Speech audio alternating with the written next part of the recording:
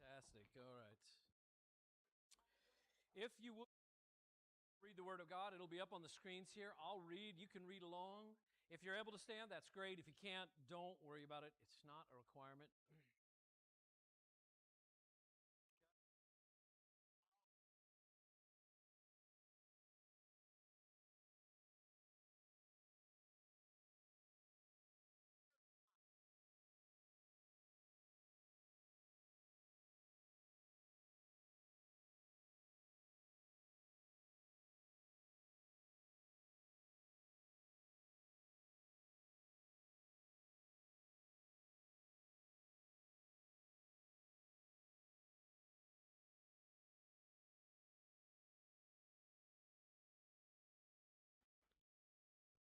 One, two.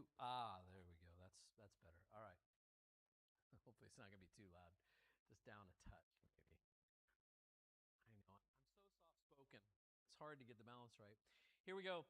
Daniel answered and said, "Blessed be the name of God forever and ever, to whom belong wisdom and might. He changes times and seasons. He removes kings and sets up kings.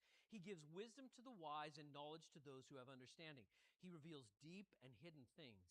He knows what is in the darkness, and the light dwells with him. To you, O God of my fathers, I give thanks and praise, for you have given me wisdom and might, and have now made known to me what we asked of you. For you have made known to us the king's matter." Therefore Daniel went into Arioch, whom the king had appointed to destroy the wise men of Babylon. He went in and said thus to him, "Do not destroy the wise men of Babylon. Bring me in before the king, and I will show the king the interpretation." Then Arioch brought in Daniel before the king in haste, and said thus to him, "I have found among the exiles from Judah a man who will make known to the king the interpretation." The king declared to Daniel, whose name was Belteshazzar, "Are you able to make known to me the dream that I have seen and its interpretation?" Daniel answered the king and said, "No wise man, enchanters, magicians, or astrologers can show to the king the mystery that the king has asked. But there is a God in heaven who reveals mysteries, and he has made known to King Nebuchadnezzar what will be in the latter days. Your dream and the visions of your head as you lay in bed are these. To you, O king, as you lay in bed, came thoughts of what would be after this. And he who reveals mysteries made known to you what is to be. But as for me, this mystery has been revealed to me, not because of any wisdom that I have more than all the living, but in order that the interpretation may be made known to the king, and that you may know the thoughts of your mind. You saw, O king, and behold, a great image. This image, mighty and exceeding brightness, stood before you, and its appearance was frightening. The head of this image was of fine gold, its chest and arms of silver, its middle and thighs of bronze, legs of iron, its feet partly of iron and partly of clay. As you looked, a stone was cut out by no human hand, and it struck the image on the feet of iron and clay and broke them in pieces. Then the iron, the clay, the bronze, the silver, and the gold altogether were broken in pieces and became like the chaff of the summer threshing floor. And the wind carried them away so that not a trace of them could be found. But the stone that struck the image became a great mountain and filled the whole earth. This was the dream. Now we will tell the king its interpretation. You, O king, the king of kings, to whom the God of heaven has given the kingdom, the power, and the might, and the glory, and into whose hands he has given wherever they dwell the children of man, the beasts of the field, birds of the heaven, making you rule over them all. You are the head of gold. Another kingdom inferior to you shall arise after you, and yet a third kingdom of bronze, which shall rule over all the earth. And there shall be a fourth kingdom, strong as iron, because iron breaks to pieces and shatters all things. And like iron that crushes, it shall break and crush all these. And as you saw the feet and toes, partly of potter's clay and partly of iron, it shall be a divided kingdom. But some of the firmness of iron shall be in it, just as you saw iron mixed with the soft clay. And as the toes of the feet were partly iron and partly clay, so the kingdom shall be partly strong and partly brittle. As you saw the iron mixed with soft clay, so they will mix with one another in marriage. But, they will not hold together, just as iron does not mix with clay. And in the days of these kings, the God of heaven will set up a kingdom that shall never be destroyed, nor shall the kingdom be left to another people. It shall break in pieces all these kingdoms and bring them to an end, and it shall stand forever. Just as you saw that a stone was cut from a mountain by no human hand, and that it broke in pieces the iron, the bronze, the clay, the silver, and the gold, a great God has made known to the king what shall be after this. The dream is certain, its interpretation is sure. Then King Nebuchadnezzar fell on his face, paid homage to Daniel, and commanded that an offering and incense be offered up to him. The king answered and said to Daniel, "Truly, your God is God of gods and Lord of kings and a revealer of mysteries, for you have been able to reveal this mystery." Then the king gave Daniel high honors, many great gifts, made him ruler over the whole province of Babylon, the chief prefect over all the wise men of Babylon. Daniel made a request of the king, and he appointed Shadrach, Meshach, and Abednego over the affairs of the province of Babylon. But Daniel remained at the king's court. Let's pray. Father, thank you for these words. They're yours. They are holy, and they are true, and they are powerful. In your name we pray. Amen. You can have a seat. I don't know. I'm still having trouble with this microphone. Sorry. I'm just figuring if you can hear me all right. Yeah, just to use normal voice. I think that's probably what I'm going to end up doing is. There we go. Well, it is working. It's Brian's mic, right? Just really, really low. Craziness. All right. Put it back on. There we go. All right. Let's not worry about it. Nah, that's okay. Let's just go with my regular, soft, and quiet voice. What's that? Oh, won't hear it on there. Okay. Do we want to try it out then real quick? 1, 2. If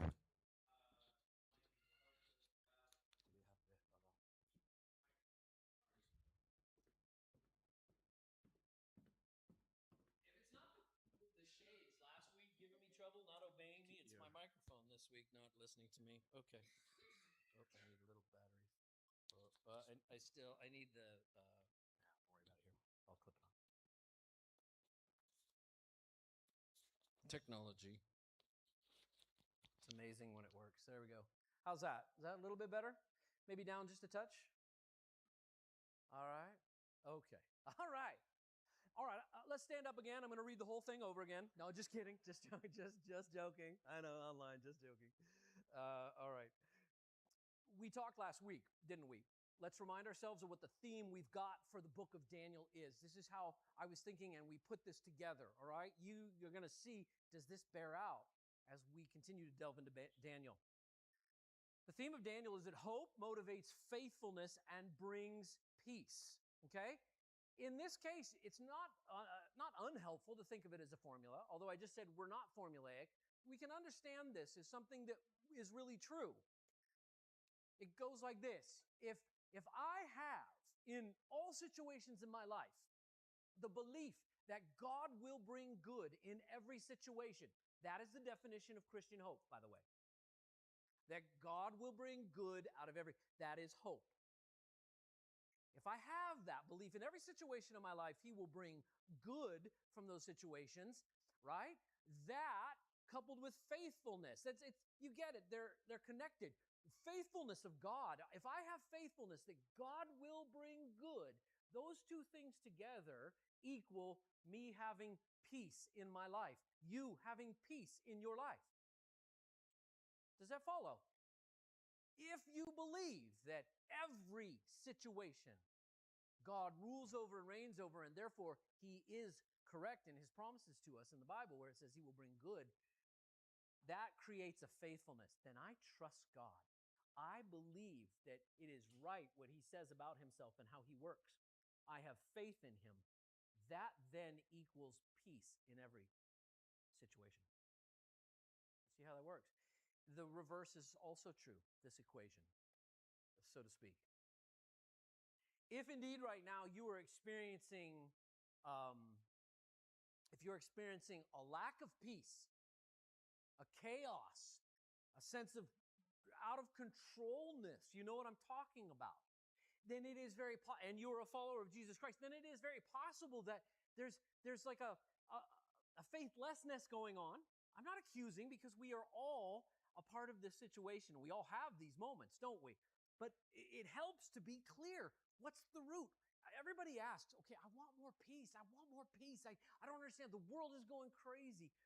Economic situation in Great Britain is going nuts, and the political situation is clearly out of control, and there's no peace. But I want more peace in my life. I want it at my job. I want it in my family, with my friendships. Okay, and I don't have it.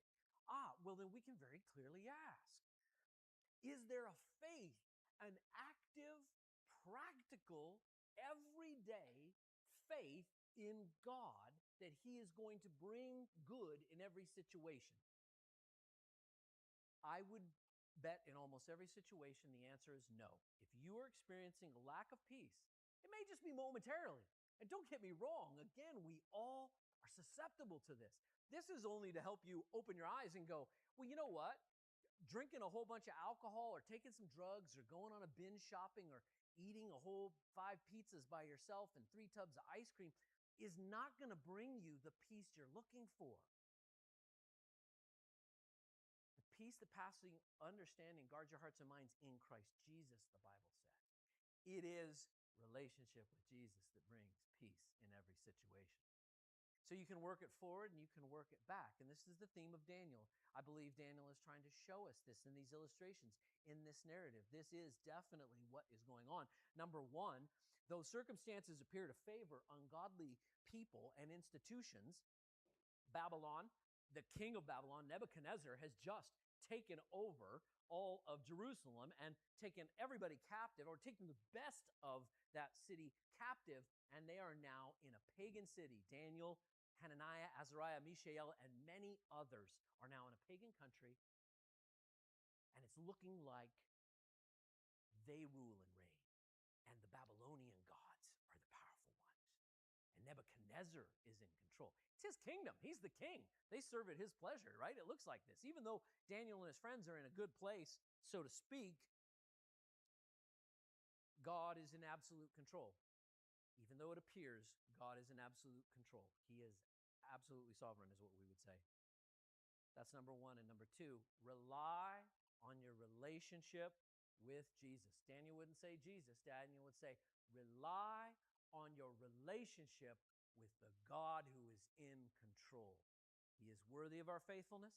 He is worthy of us putting our hope in Him, and He will bring peace. We're going to see this bear out.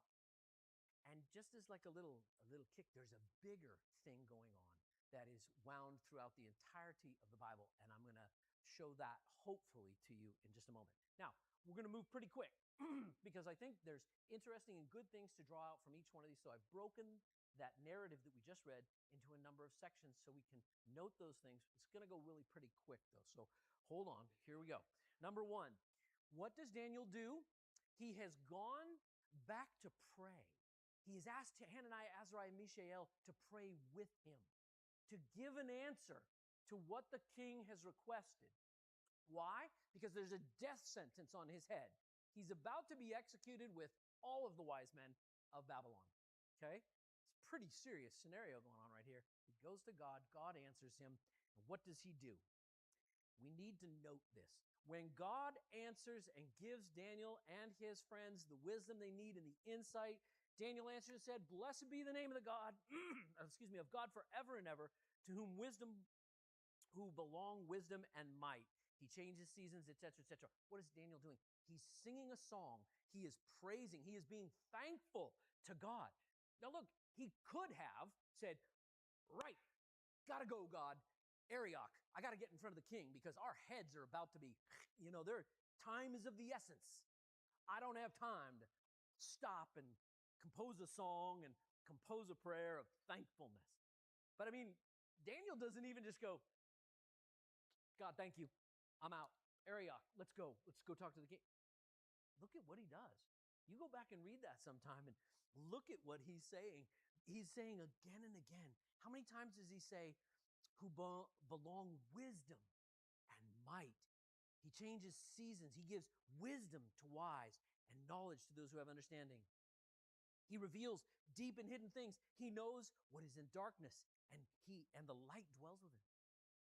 I give thanks and praise there at the very end, for you have given me what? Wisdom and might. Made known what we asked, for you have made known to us the king's matter. So many times, wisdom has been mentioned in his thankfulness. Daniel sees this as a matter of God imparting wisdom. What is wisdom? Wisdom is understanding what is happening, what has happened, and what is going to happen. It's a way of saying, in God, everything is known. He is the fount of all understanding. He can answer all questions we have about the past, about the present, and about the future. Only him. He is in absolute control. And he grants to whom he will this wisdom and understanding. And Daniel's like, thank you, thank you. Not, boy, I'm so smart. Boy, I got this right. I'm really thankful for my university training, because I learned and studied how to do this right. And now my job, I'm nailing it because I got the answers from my boss. Daniel's like, no. God, thank you. Thankfulness. Number 2, he gives credit where credit is due. Daniel answered the king when he gets in front of the king. Absolutely. It's important. What is written that he does? Does he just launch right in? No, he's got this whole section where he's just been thankful privately to God. Prayer and praising him, worshiping him. Then Daniel before the king answered the king, said, no wise men, enchanters, magicians, or astrologers can show the king the mystery that the king has asked. And this is exactly what all of his astrologers, magicians, sorcerers, etc. said to King Nebuchadnezzar just a minute or two ago, back in another chapter, or earlier in this chapter.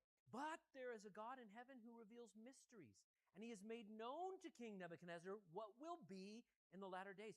Your dream and visions of your head as you lie in bed are these. And you think he's going to tell him?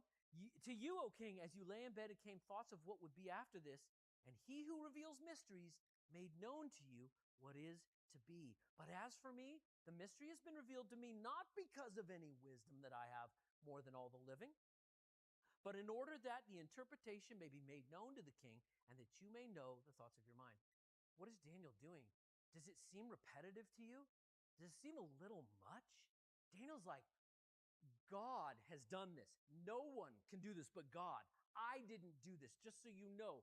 God did it all. In front of Nebuchadnezzar and everybody that's watching in the court at that point, right? It's fair to say it's probably not just Daniel. It's probably a great throng of people wondering if they're going to lose their heads that day or not. They're concerned and curious. Daniel has the boldness publicly now to praise the God of the universe and give all the credit to him.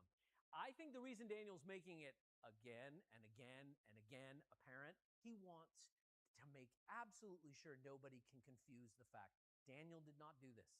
Right? You'd read this, you'd hear Daniel say this, you're like, I got it, buddy, after the first time, the second time, the third. How many times you got to say this? Okay, we get it. It's not you, it's God. Daniel wants to make very sure. I wonder sometimes whether I have that kind of boldness outside of the church to make known when God answers prayers and does something amazing in my life where other people are watching. Maybe it's a decision at work for which my boss has asked for a report and an answer on which way to go, and I have not known the answer, and I come home and I pray and I seek God. He gives me some wisdom, and I take it into my boss. What are we likely to do? Oh gosh. If I say something about God or about Jesus, I might lose my job. Really? This is King Nebuchadnezzar, who worships totally other gods, who is absolutely able to take your head and everyone's head in an instant. And Daniel seems to be, I'm giving credit. I am giving credit to God on this one. He is in absolute control. Now, It may be. Daniel's like, wow, I'm putting myself out here on a limb. I just see great boldness in this.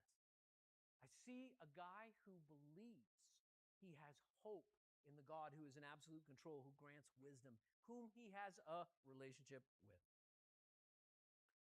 Part 1.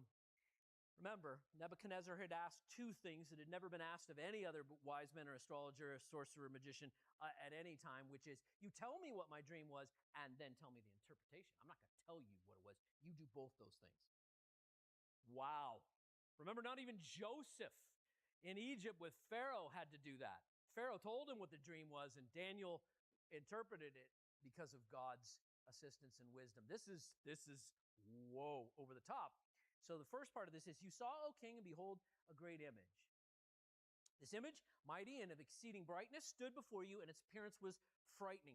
The head of the image was of fine gold, its chest and arms silver, and its middle and thighs of bronze, its legs of iron, its feet partly of iron and partly of clay. As you looked, a stone was cut out by no human hand. Now, what you've got is you've got Nebuchadnezzar having a dream of this gigantic statue, and it freaks him out, okay? And gold, right? Gold, silver, bronze, iron, and clay mixed are this giant statue. You're like, what in the world is this? Okay? Remember this statue, though, also in this whole thing, for future things that we're going to see in the book of Daniel. As you looked, because that's not all, a stone was cut out by no human hand. What does that even mean? Not many of us are probably quarriers in rock, right? We don't understand, but you've seen pictures, right? When they quarry marble out of a giant marble vein in a hill, they got to use big diggers and dynamite, and men are all around, maybe with their hammers, and they're pulling this thing out. No, this giant stone was cut by no human hand. You are, in Nebuchadnezzar's day, to think supernatural. This is the gods. This is not human. Right now, we're setting up something very clear. God and human. God and human, okay? No human hand. And it struck the image on its feet of clay and broke them in pieces. Crazy. Stone comes, smashes the feet of clay, and you're like, wow. That's the foundation. That's what this whole image is standing on. Then the iron, the clay, the bronze, the silver, and the gold all together were broken in pieces and became like chaff of the summer threshing floor. That means this stone absolutely, utterly destroyed to fine dust every other bit of that statue. Totally destroyed it, okay? And it blew away in the wind, so not a trace of them could be found. Remember, this is Nebuchadnezzar. This is what is going to happen in latter days. Nebuchadnezzar is thinking through this, and what are you thinking through this? This is an image. This is frightening, isn't it? Why this big image? What are those pieces? What has destroyed it? And it's all going to float away. It's going to be gone. Not a trace of them could be found, but the stone that struck the image became a great mountain and filled the whole earth. Okay? You'd be right in thinking a couple things. Number 1, Joseph, Jesus' father, was, in Greek it's tekton. It's traditionally a stonemason. It's not carpenter like we think in terms of working with wood. It makes sense in where he was born and where he was raised up in Galilee. Not a whole lot of trees, not a whole lot of wood, but there's a whole lot of stone. Stone makes sense, doesn't it? Okay, yeah. Well, you got that little piece of information. That's kind of interesting. But you also know what Jesus speaks to the scribes and the Pharisees in later days in his ministry, right? When he begins to speak about himself to them, he says this. But he looked directly at the scribes and Pharisees and said, this is Luke 20:17, what then is this that is written? And he quotes Psalm 118. The stone that the builders rejected has become the cornerstone. Right? Jesus is what? Making an allusion to himself. He is this Psalm 118. He is the stone, the cornerstone. He is the capstone. He's the key to everything else that ties it all together. He is it, is what he's saying in Psalm 118. Then what does he say? Luke 20:18, to make it even more clear. everyone who falls on that stone will be broken to pieces. And when it falls on anyone, it will crush him. He is quoting Daniel. He is quoting exactly what we just read. What we see here is a mysterious reference to the coming of Jesus Christ. You remember Paul through the New Testament, especially in Ephesians, how he talks about this? He says, the mystery that was not revealed in the past has now been made known to us. This is an actual incident that's really easy to hold on to for us. This is what Paul's talking about that. Daniel didn't know. It was mystery to him that this was Messiah, that this was going to be Jesus. Jesus later says, that was talking about me. This is part of how all through the Old Testament, it is pointing to the coming of Jesus Christ and him resolving all things on the cross, his death and his resurrection, right? This is part of that mystery. We see that right here. Stone was cut out, it struck the image of the feet and broke them in pieces. The iron, clay, bronze, silver, it flew away. And that stone, right, what happened to it? But the stone that struck the image became a great mountain and filled the whole earth. Now, you as Nebuchadnezzar, a man in Babylon, in that age, you would understand this really powerfully and really clearly. Where do the gods reside in his day? Where is their abode, their living place? It is on top of high mountains, right? Ancient peoples built pyramids, ziggurats, right? The Aztecs, you know those stairway pyramids that go up like this?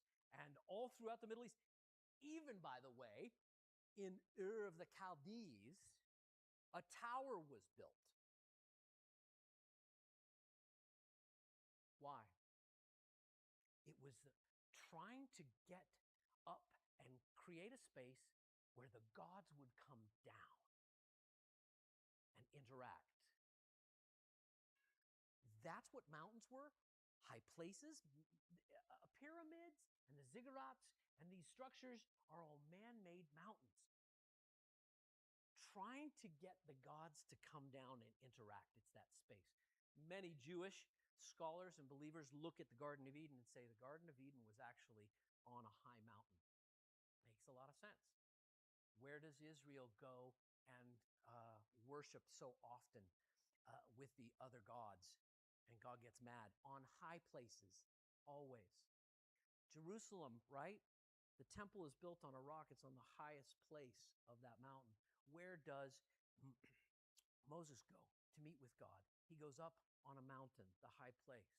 Where does Abraham go when he's to sacrifice his son? Up on a high mountain, and the altar is there, right? Again and again and again. You know, as Nebuchadnezzar, okay. So this supernatural stone turns into this mountain. It is the place where God is coming down. He is now the nation, the ruler of the whole world, very clearly. Very clearly. So you're like, okay, does he get it? These things are clicking in. Okay, and he's getting his dream. The part 2, Daniel gives the interpretation.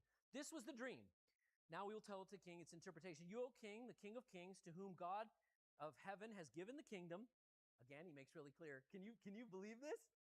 You're telling Nebuchadnezzar, this incredible warrior, tactician that's just taken over all these kingdoms to his face, right? You, O king, king of kings, to whom the God of heaven has given the kingdom, the power and the might and the glory, right? He says at the end of their 38, you are the head of gold. Another kingdom inferior to you shall arise after you, and yet a third kingdom of bronze, which shall rule over all the earth. And there shall be a fourth kingdom as strong as iron, because iron breaks to pieces and shatters all things. And as you saw, the feet and the toes, partly of clay and partly of iron, it shall be a divided kingdom, but some of the firmness shall be in it, just as you saw iron mixed with clay. And as the toes were partly of iron and partly of clay, so the kingdom will be partly strong and partly brittle. It's going to be mixed, because iron and clay does not mix. And in the days of those kings, the God of heaven will set up a kingdom that shall never be destroyed, nor shall the kingdom be left to another people. It shall break in pieces all these kingdoms and bring them to an end. Just as you saw that the stone was cut from a mountain by no human hand, and that it broke in pieces the iron, the bronze, the clay, the silver, and the gold A great God has made known to the king what shall be after this. The dream is certain, its interpretation is true. Daniel's telling something very clearly. Babylon and Nebuchadnezzar are the head of gold. And that every kingdom from that point in the world shall be inferior to the what? He's got the primal and epitome of all nations and kingdoms. They are never going to be better or bigger than that. Now, that goes directly contrary to what human beings constantly tell themselves, which is, we are creating a new utopia. We are building something better and greater, and we are going from worse to better, right? This is a new age of enlightenment. It's on and on. It's been every kingdom. We shall do what the kingdom before us did not do. A lot of bold talk from humans, right? Throughout the ages. A lot of bluster and a lot of bluff, but God says that is not true. The biggest, the best, the most amazing by God's hand, and God's the one that sets these things up, was Babylon, and it's been inferior, and it will be ever since, till it gets to the bottom where you've got iron and clay. But human pride and arrogance makes it different. This is a new age we are ushering in of technology. It will bring great advancement for human beings like you have never seen. We will be able to do things. You won't have to work anymore. You can have everything you want. It's like, isn't it today the same thing? Don't you see the same thing? And yet we go back and say, my hope is not in that. My hope is in the God who is in absolute control that instills all these things. And Daniel speaks this to Nebuchadnezzar. Here's what you are. And, the response from Nebuchadnezzar, I'll just make it real quick, is like this. Nebuchadnezzar is like excited. He's like, he's blown away. Obviously, because Daniel has interpreted this, he falls down. Don't miss this. The ruler of the most powerful human kingdom in all of history just lays down prostrate, fallen face down before Daniel and his God. Right? And he offers incense and he offers offerings. Now, we don't have a recollection from the narrative at all if Daniel was like, whoa, hey, take it easy. I'm not God. Daniel's made very clear it's not him. And King Nebuchadnezzar really, in that day and age, he knows, he's not stupid. He wouldn't be worshiping Daniel, although it sounds like that. He's worshiping the God behind that. He knows. Laying prostrate. I think this is powerful, isn't it? Daniel, who's wondering, is our God still with us? Is he still here? Is he going to fulfill his promises to bring us the Messiah, to bring the kingdom of Israel, the Jews, bring them back to their home? All these questions in his mind.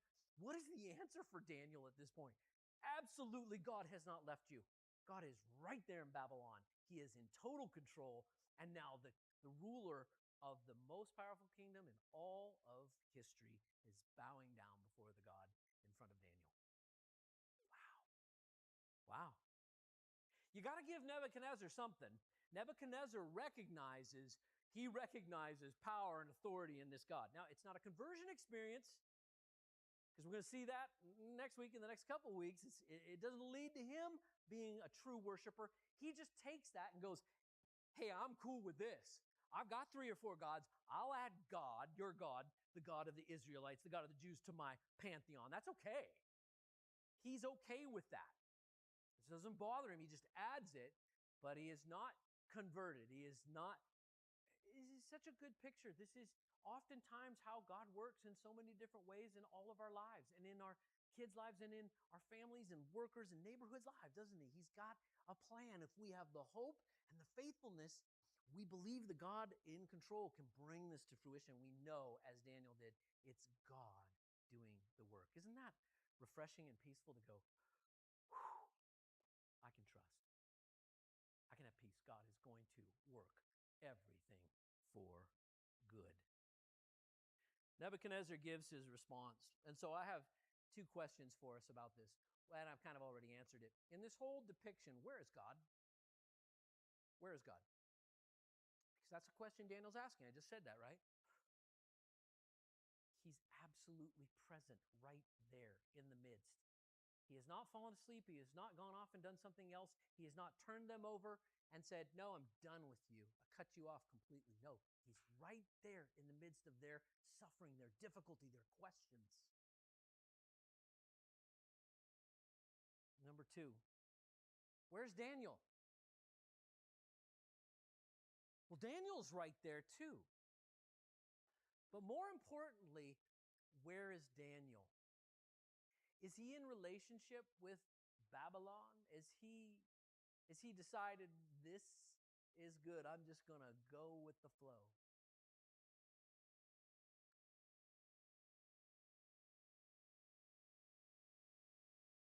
I don't think so. Look at these two things. I think this does a real good job of encapsulating the overall theme, but also this particular part. God rules over all. He is wisdom. He can help Daniel understand. He gives his friends all wisdom and understanding. And here's the deal. 2, wisdom is not a concept to be learned. It's a relationship to be enjoyed. Where is Daniel? He's in relationship with God. And only because of that is he now in a place where King Nebuchadnezzar, a non-believer, is worshiping the God of the universe, and he is now being elevated to a higher position of authority. He's been granted some gifting in this life. But it's not a thing that you just learn. It's actually a relationship to be enjoyed. Do you believe that? Do you believe that?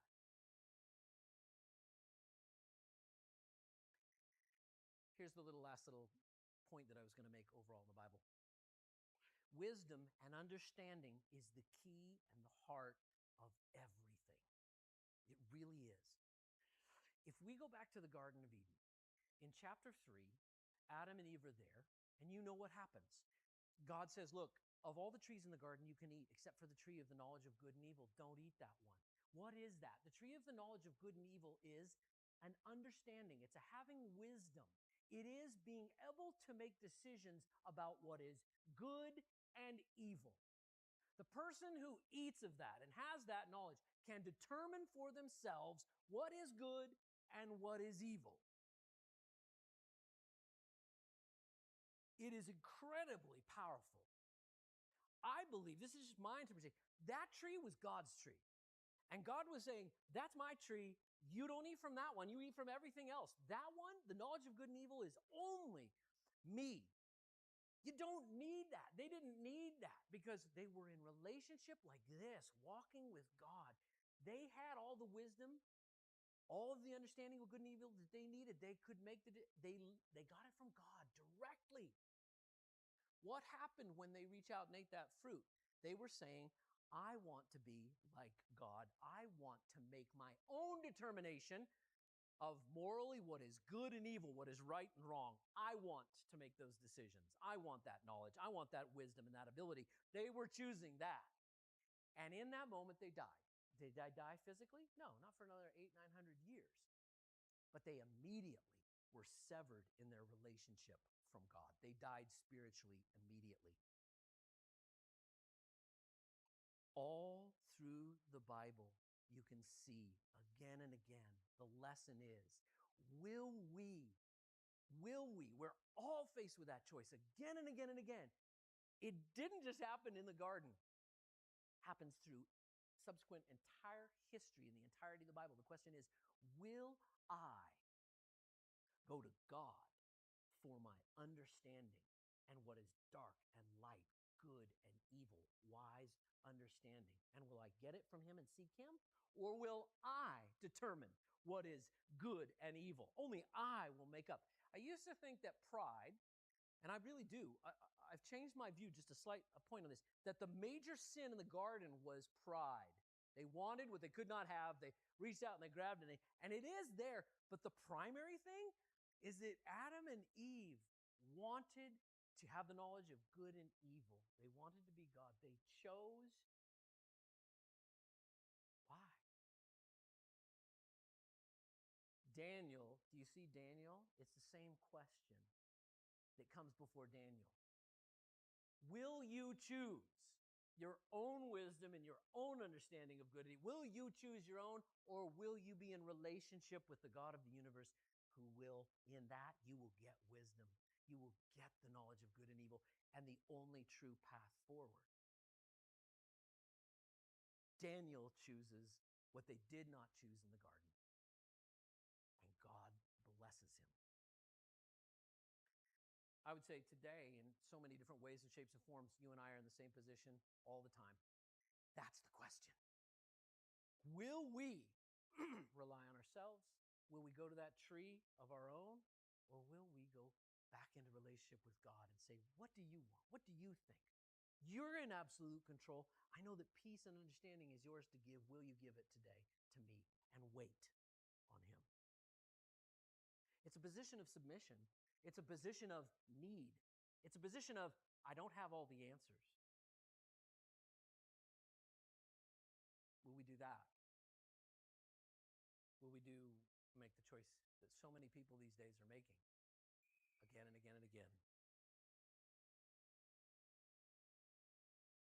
I hope that Daniel's response has been an example to us. I think you're going to see that in the Bible again and again and again. What will we choose? Sometimes it's a narrow path and a wide path. Which will we choose?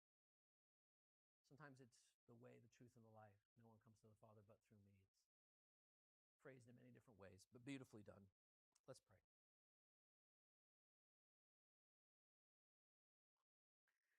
Father, I know this has been a long narrative passage. It's been a lot of information. It's been a lot for me, but not for you. Would you now take and each one of us hear your Spirit be changed and transformed or challenged, be encouraged and lifted up, see the possibility and the potential of what a real relationship with you could be? I pray that we would, Lord Jesus. I pray that your Spirit would move today. Make us more into the image of your Son, Jesus Christ. Help us return to union with you. You've made a way through Jesus Christ, and we are so thankful for that. Let us practice it in every step of our lives this week, insofar as you give us the grace and the strength to do so. And we know your grace and your mercy is so good and overwhelming. It will guide us. It will be with us every day this week, every minute, every hour, even when we sleep. We praise you, Lord Jesus. In your name we pray.